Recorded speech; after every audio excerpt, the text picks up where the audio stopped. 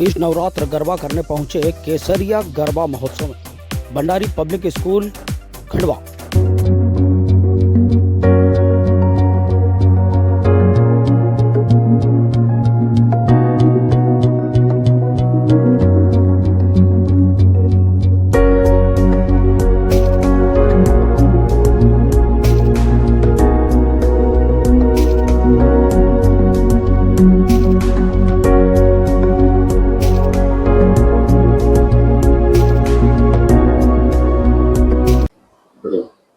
नमस्कार, मैं हूं देवेंद्र जायसवाल और आप देख रहे हैं दैनिक ब्लास्टर। आज हम बात करेंगे चुनाव की चर्चा में मांधाता के जानदार शानदार व्यक्तित्व वाले कांग्रेस लीडर ठाकुर राजनारायण सिंह से। ठाकुर राजनारायण सिंह यहां पर राजनीति में वो चेहरा है जिसके ना ही उन पर किसी तरह के कोई आरोप प्रत्यारोप हैं। यहां पर इस बार उनके सुपुत्र उत्तम पाल सिंह को कांग्रेस ने चुनाव मैदान में उतारा है।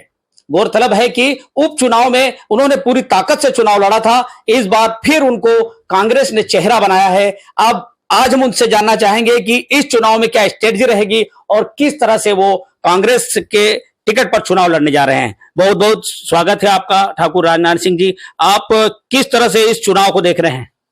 देखिए, बात यह है कि ये जो चुनाव है, इस चुनाव का सबसे बड़ा मुद्दा कोई है तो कर्नाटक में 40% भ्रष्टाचार की बात करी, यहाँ 50% है और यहाँ रोजगार गारंटी में 80% है।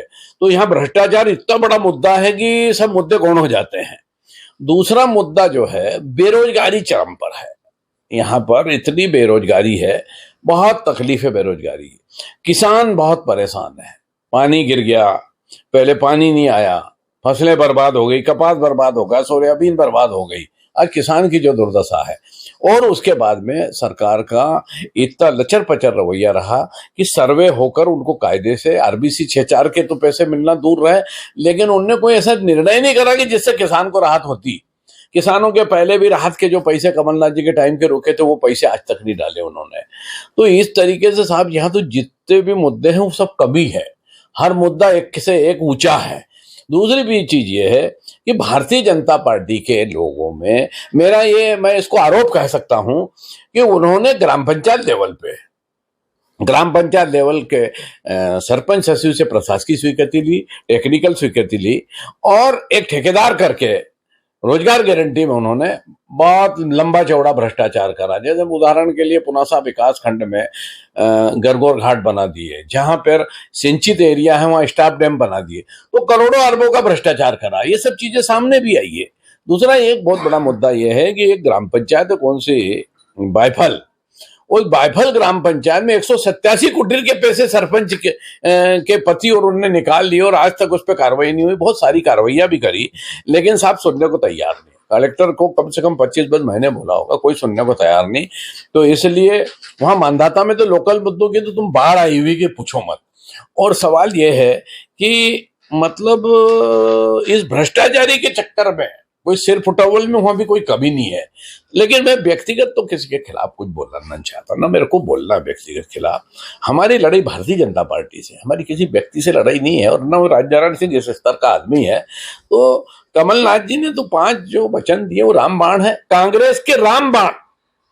और आज की तारीख में कांग्रेस का मध्य प्रदेश के अंदर राहुल गांधी और सोनिया गांधी खड़गे जी के नेतृत्व में कमलनाथ जी इस नाव को और इस वेतरणी को पूरी ताकत से पार करेंगे और 150 से ज्यादा सीट मिलेगी। 5 रामबाण कौन कौन से? जनता जानना चाहती कि किस तरह से आप उन 5 रामबाण को पूरा करने जाएंगे।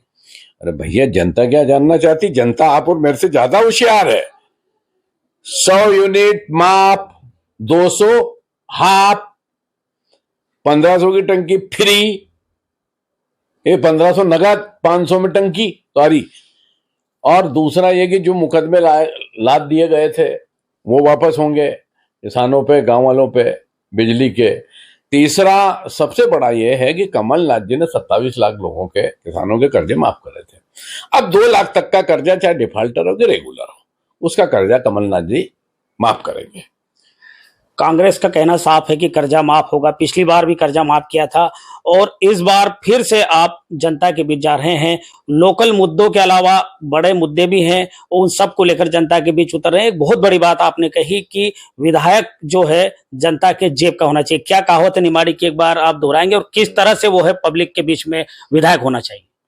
भाई बात यह है कि निमाड़ की कहावत यह है कि भाई नेता तो असो होणु कि खींचा को लड्डू होणु कि जवां को बुलाओ पर तैनात खड़ो रहना चाहिए। तो सवाल यह है कि तुम कितना ही विकास कर रहे हो, वो सब उसकी जगह काम कर रहे हो, नहीं कर रहे हो। लेकिन सवाल है कि आदमी को रात में 4 बजे रात को जरूरत पड़ी तो 4 बजे रात को टेलीफोन भी उठाना चाहिए और लुंगी पे चला जाना चाहिए। राजनीति ये गंगाचरण मिश्रा से खंडवा मैंने सीखी है। मैं 4 बजे रात को लुंगी पे अस्पताल चला जाता था। तो ये तो नेता है। जब भाई प्रजातंत्र में मालिक तो प्रजा है ना, जो प्रजा है उसके लिए तुम हो, और वही तकलीफ में जब वो मरना स्थिति में और तुम उस वक्त अगर साथ नहीं दो तो फिर काय का लोकतंत्र और काय का प्रजातंत्र। उत्तम पाल सिंह एक युवा चेहरा है, किस तरह से पब्लिक पसंद करती है और क्या उनकी एक पब्लिक के बीच में एक चेहरा पेश किया, क्या स्ट्रेटजी रहेगी? देखो, उत्तम पाल सिंह 15 साल से लोगों के बीच में काम कर रहा है। अभी उत्तम पाल सिंह को एक एक बच्चा पहचानता है, जैसे मेरे को पहचानते हैं। एक गंभीर है, पढ़ा लिखा व्यक्ति है, खानदानी आदमी है, 56 में कोई इसमें ऐब नहीं है। ये सब सिंगा बाबा की अखंड कृपा है, समझ लो भाई आज के जमाने में। नहीं तो ऐसा है कि ज्यादातर नेताओं के पूरे बड़े गड़बड़ निकलते हैं, लेकिन ये तो ओंकार बाबा सिंगा बाबा की कृपा है। वो बहुत शानदार और बहुत समझदार है। मैंने जीवन में अच्छे काम करेगा और बहुत आगे जाएगा। तो ये थे ठाकुर राजनारायण सिंह, जो बता रहे थे कि मांधाता विधानसभा सीट में इस बार किस तरह के हालात होंगे और किस तरह से लोगों की एक सोच होगी और क्या मुद्दे रहेंगे। लेकिन हमारी आपसे एक गुजारिश है कि वोट अवश्य करें, मतदान अवश्य करें। मतदान आपका अधिकार है, इसलिए 17 नवंबर को वोट डालने जरूर जाएं।